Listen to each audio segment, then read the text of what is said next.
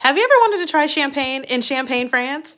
Well, that is exactly what I did a few years ago. I went to all the major champagne houses in Champagne, France, and I tasted all the fancy wines. So let's do a recap. So my love for Veuve Clicquot kind of came at first from the Veuve Clicquot Classic down in LA. Here's some pictures for myself, and I liked it so much I was like, let me go and see what the hullabaloo is about. So flew over to France, and first stop, of course, was Maison Clicquot or Veuve Clicquot.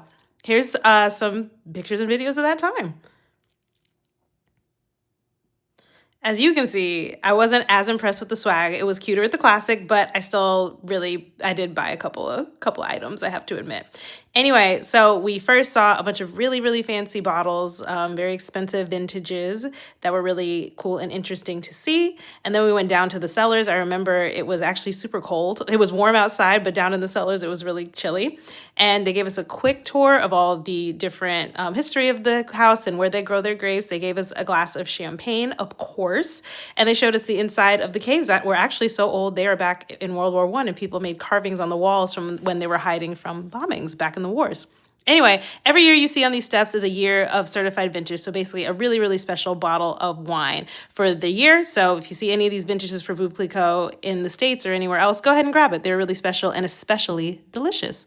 So by the end of that day, I was feeling real good, as you can see, but I wasn't done. Then I went to Taittinger, which is another champagne house. And I started off the day directly in their tasting room, tasting their wines and seeing their, again, absolutely beautiful bottles, very special bottles, vintages.